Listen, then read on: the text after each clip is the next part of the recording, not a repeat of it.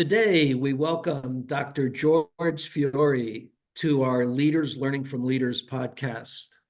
He is the current executive director of the Chester County Intermediate Unit in Pennsylvania, as well as the current president of the Pennsylvania Association of School Administrators. Dr. Fiore was previously a district superintendent and a school principal. Welcome, George. Thanks for joining us. Thanks, Steve. Thanks for having me. For our listeners from outside Pennsylvania, I'm wondering if you'd give us a description of the intermediate unit in Pennsylvania, as well as maybe some indication of the variety of the districts that you serve. Yeah, thanks, Steve.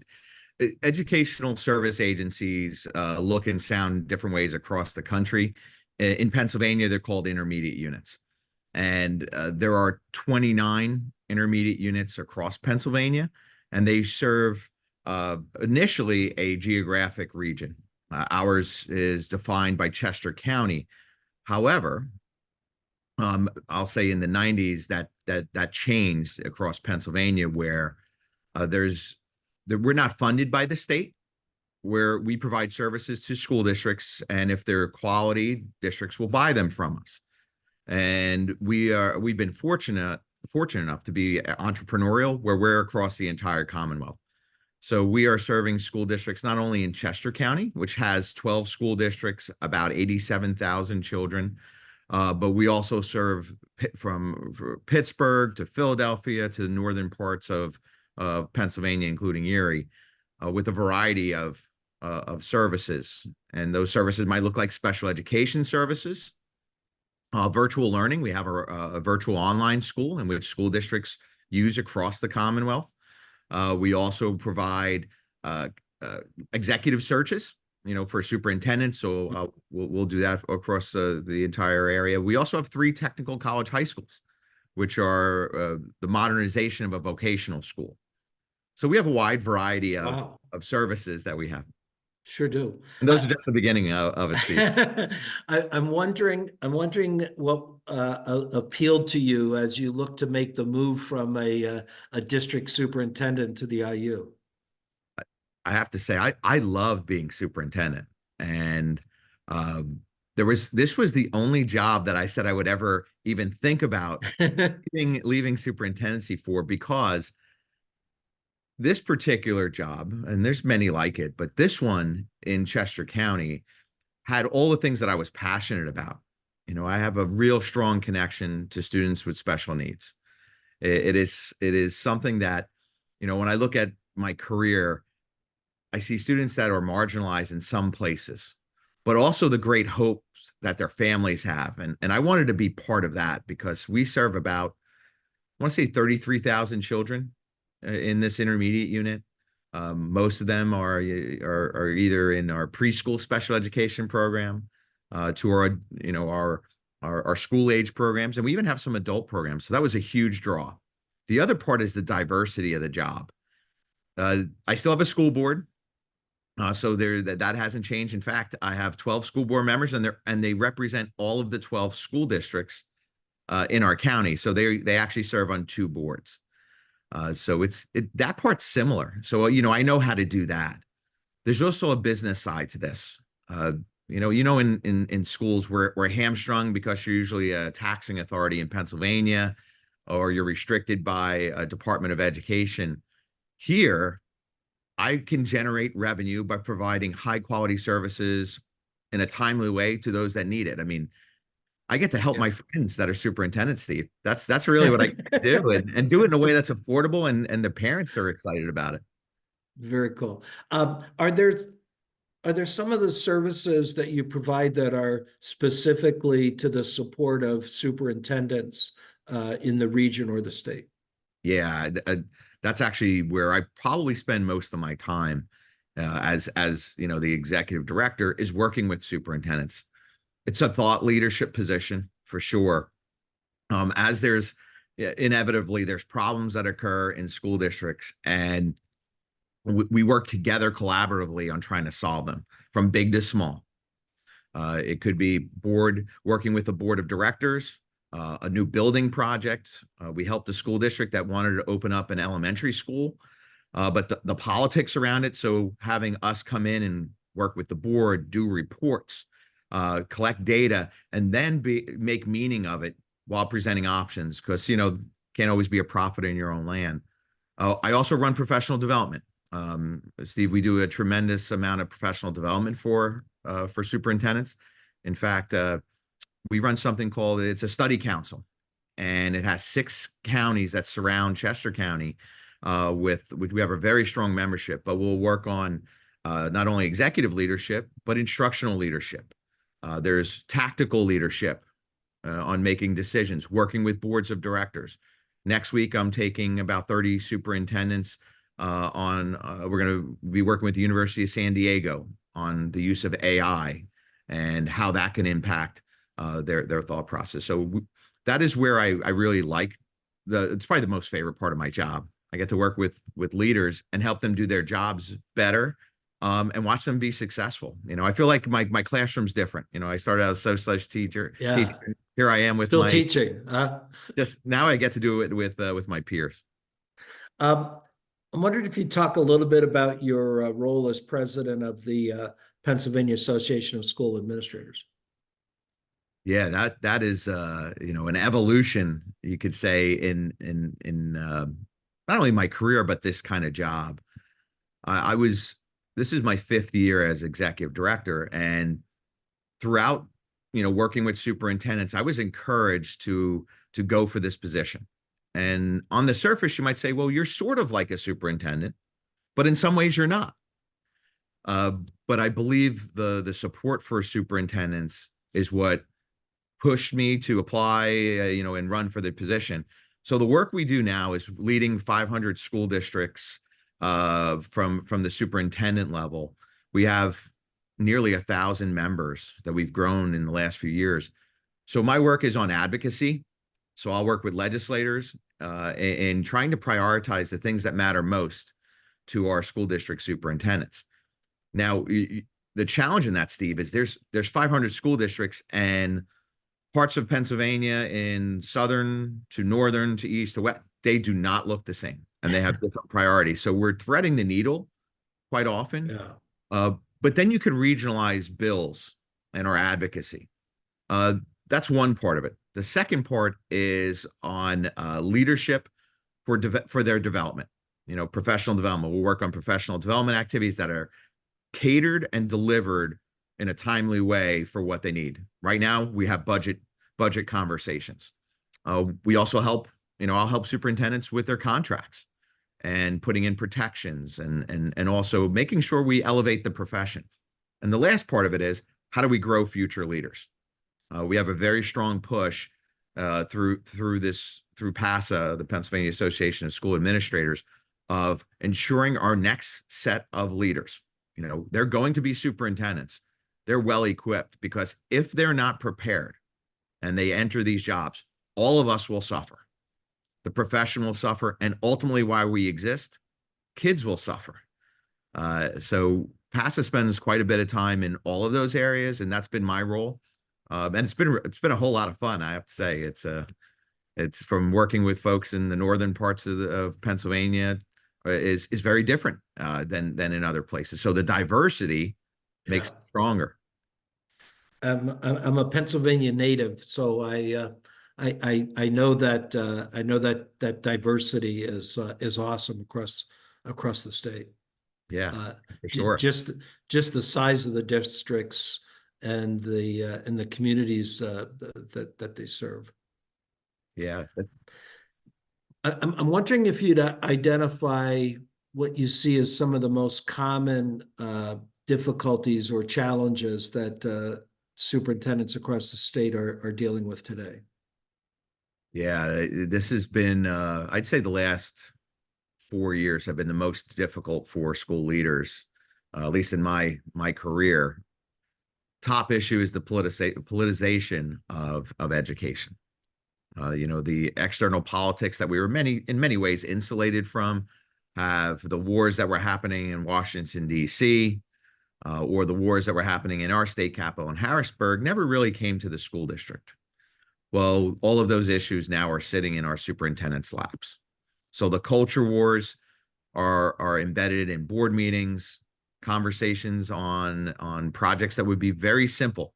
I mean, very simple curriculum issues that were good for kids that are, we've got experts working all throughout our school districts. They are experts in curriculum. They're experts in the instructional delivery of that curriculum and in the assessment. The kids have been doing really well for a long time.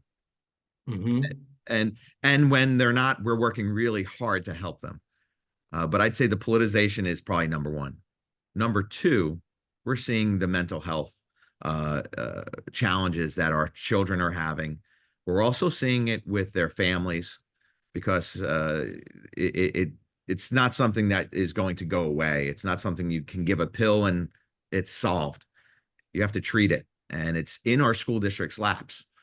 But it also is impacting our own staff. So when you think about it, it's really a holistic issue on mental health, where districts have to be able to provide a 360-degree view of how are we helping our staff so they can better serve children? How can we help children so that they can better serve themselves?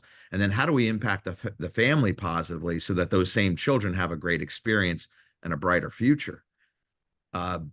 Very difficult to do, Steve, because there's not a lot of resources that are out there to support it. So I would say those are the top two issues that are really, and the post-COVID trust of schools. Now we could say teacher recruitment, very much a difficulty, depending on where you live. Yeah. It is a zip code issue for sure. Yeah. Yeah. So I'd say that is something we're staying on. But I think if, for the larger audience, I used to teach economics. And this is going to turn into a very simple economics problem in the very near future if it hasn't already. We have less teachers that are not able to meet the demand across the country, which means their salaries are going to go up. Supply's low, demand's high, the price goes up. So the impact on that is going to mean higher taxes, higher cost of education across the country. So we have to prep our boards for that, our communities for that, because it is beneficial to us to elevate the profession so that people want to go into it. It's not just because it's the right thing to do. It's a financial impact on our communities. It's an economic impact because we need to have quality teachers in front of kids.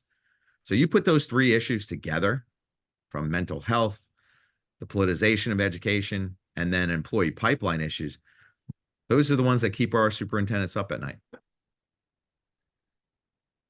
In my work with school leaders, a phrase that I frequently used was the need for leaders to be a lead learner. And I'm kind of sensing from our conversation that fits pretty strongly for you. Oh yeah, it is the work as a superintendent. Being a lead learner, it sets the tone for the entire district of your expectations as a learning organization. Our schools, you go back to the work of Schlechte, being a learning organization goes even further back to Peter Senge. This is not concepts. Those who learn the most will get the most in many cases.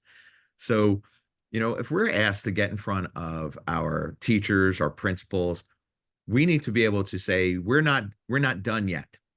So we're going to continually be in professional development. Our kids deserve and need an evolving educational system to meet their needs. The economy of today is different than the economy of 1950. And so if you looked at it purely from a job placement, that's one of the views of education, then we must change and adapt.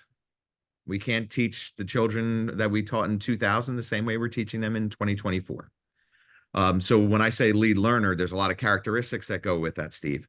You have to constantly be developing yourself.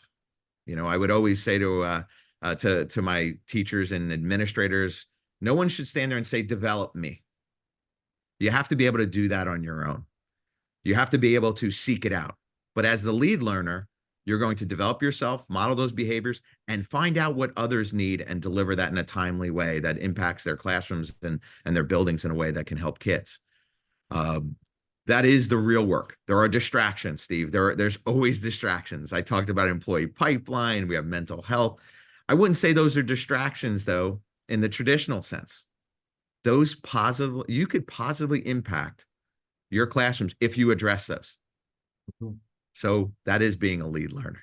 You're going to develop. Fair to say that for you, the necessity of being a lead learner is part of the excitement of the job. 100%. Uh, I have 3 kids, Steve, and I grew up actually in Brooklyn, New York. So, very different than Pennsylvania. So I grew up hungry, like hungry for more. I could do more. I move fast, talk fast. But I want my own children to see that dad is going to continually be better tomorrow than he is today. And, in this field, it fits perfect. It's why we exist. We're schools. We should be learning all the time. It's hard to do though. I don't want to minimize, the time Yeah. factor. It's hard, reading when you can, but going to professional development and then training others. A lead learner also teaches. Yes. Yeah. Yeah. So I am I'm past the retirement years, but not retired, with one of the key reasons being there's too much to learn. With all I've got invested in this time, I could see stepping aside now. And I joked that a few months back I wrote a blog on Chat GPT, and I thought if I had retired, I wouldn't even know what it is. That's right. So you mentioned about the taking the superintendents for that work with AI. I've had the opportunity to chat with some of your staff about the impact of AI. What are some of the key things you think our question superintendents should be thinking about related to that? Yeah, AI is a new frontier in many ways. So there's a few questions I think we have to ask ourselves as leaders. Um, one is a very broad one that I keep saying to our superintendents and my own staff, saying, when we look back from this 10 years from now, 5 years, do we want to be viewed as the folks that were looking at the calculator and saying to their students in class, you'll never have a calculator in your pocket? We all have a calculator. Uh, so what that means is, can we start to foresee what it could be used for in a positive way? Should we be looking at it rather than creating guidelines and frameworks so that people can't do things with it, to the point where we say, how can we leverage this to increase efficiency, increase our time management, and be more productive in the service of whatever our job function is? I have a 17-year-old son, and he's worked through, and so is my 14-year-old daughter, and they're in using all the different kinds. They said Chat GPT's old, Dad. They said there's other ones, Bard. And I go, how do you feel about using these things? Like, are you using it to just create an essay and move on? He goes, no. He goes, Dad, don't you use every tool at your disposal when you can? He goes, why would I not use it? He goes, that sounds dumb. And I look at, it's of course a 17-year-old, and I'm like, he is right. So what I say to leaders is, how can we use it as an accelerator? How can we use it to help people do things better? How can we teach children of all ages to use it to create more? I'm in the middle of strategic planning, Steve. We've got we got a full team together, and we're working on a strategic objectives. Everyone's done this across the country. You have your goal, you have your theory of action, and we're in strategic objectives. So they're stuck.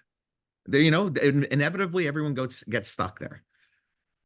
Well, I looked at our team and I said, has anybody put this into AI? Well, they do. Of course, it looks really good. And I said, well, we're not done yet. How do you make meaning of that? And how does it apply? What does that mean for our organization? How do we personalize it? Steve, it turns into an accelerator for us to have better thinking earlier. Yeah. Now, there's cautions there, right? There's always cautions. For sure. And you have to monitor, you have to be aware. But I say, think ahead, be more progressive. I see us using this as a personal assistant in the future. Imagine having our students who have executive functioning issues have an AI tool that becomes their personal assistant. It helps them fight through things that they are struggling with, that they, whether it's biologically or chemically or genetically, they're not able to solve. You add a tool like AI, boy, that could be a superpower. That's the what if. Frankly, how about us? I could use a few superpowers myself. Well, as I'm thinking about all the different areas that you work on through your IU role, I'm kind of hearing the possibilities you've got to explore in each of those areas. Yeah, it's funny you say that, Steve, because our three technical college high schools we have about almost 2,800 students which we've seen almost 1,000 student increase, by the way, really positive for Wow. our country going into the trades. But how do we leverage AI tools? Because we've had them a long time. It's not like AI hasn't been around. They've just Yep. looked smaller. But you open up Microsoft, the paperclip would do that when you were typing. Uh, we're seeing it especially in industry. The trades are trying to replicate experiences using AI because you can't always have all the materials in front of you. So the prompts will come from the AI saying, well, you moved the wrench this way, but it caused this problem over here. And of course, we don't want to have simulations where children get hurt. That when you're working on an engine, the AI can do that. With student services, our special education population has great promise. AI has been used in many ways. You think about students who are nonverbal, that they're able to put on glasses and it could help interpret their movements, their eye movements into language. Well, AI plays a very important role in that. So I think we're at the precipice of opening up doors that may not have been there before for kids and adults. There is a caution, though, of course. I'm wondering before we close out here about the need for finding the superintendents of the future, and what role do the current superintendents and the people in your position play in that role? That's another issue that keeps me up at night, because you say, who would want to do this job after you open up the newspaper and you see what happens? But so it is our responsibility to build the next generation of leaders. So I'd say for our superintendents, we should be engaging in grow your own programs with leadership. We do that with teachers, but what about our leaders? Are we looking at our teacher leaders and putting them in development programs that can help them be potentially an assistant principal, a director, a supervisor? It is our obligation to train them and create opportunities for them to do so. It also doesn't have to be financial. Sometimes you're like, well, we could have you enroll in a program. Well, how about bringing them to the table in strategic leadership meetings? Opening up your leadership team to be more inclusive is also how you're going to develop. I think about how I got here. I had an inspirational mentor who was a superintendent who tapped me on the shoulder and said, George, I think you could do more. And I'm like, I didn't even know what more meant. Mm-hmm. I just knew I was teaching 6 periods of social studies and I loved every second of it. Well, we have a responsibility to be a mentor, tap somebody on the shoulder and say, you might be great at this job. Have you considered this? How about you come watch our cabinet meeting or come to a board meeting and we'll do some prep. I think those kinds of things will open up doors, but we can't sit back and say, well, they're going to come to us. Why would they? They see the amount of hours we put in and they say, is it worth it? The salaries, the things in the newspaper. But I would argue every day we come to work, and I would say most of us, 99% of us, love our jobs. Share that enthusiasm. That's our obligation. That is why we exist in creating leaders. And you have organizations that help. As the president of PASA, there's other support systems. If you're like, I don't have time, reach out and find others that can help you. You also have school districts next door. Superintendents the one thing I find, they're very willing to help each other. That's why we got into this job. We started out as teachers. I always joke, I go, I'm managing a $340 million budget. I was teaching social studies. That's my classically trained background. That's great. That's great. I think you're just right on that when other people can identify the satisfactions that you find in what you're doing. It's extremely encouraging that they may want to look to see that they can find those satisfactions, because I think we don't tend to advertise those satisfactions. Yeah, I agree 100%, Steve. That's why every day I wake up and I can't wait to go to work. I've never had a day where I didn't feel that way in my career, which I'm proud of. I'm very, very proud of, and I thank my parents for that too. Well, George, I've just totally enjoyed the chance to have this conversation with you personally, and I'm glad we were getting to share it with superintendents across the country. Before we sign off, is there a best way that listeners who might want to follow up on something you said, ask you a question, find out more about the things you're doing at the IU, can reach out to get in touch with you? Yeah, absolutely. Steve, I invite any listener, if they would like to, email is always the fastest way. My email is George, Georgef, as in Frank, George F at cciu.org. Glad to help in any way on any topic, because that's what I do. I serve superintendents and children. So glad to do that, Steve. Well, thank you so much. We'll put that in the podcast, make it easy for people to find. Have a great day. Thank you, Steve.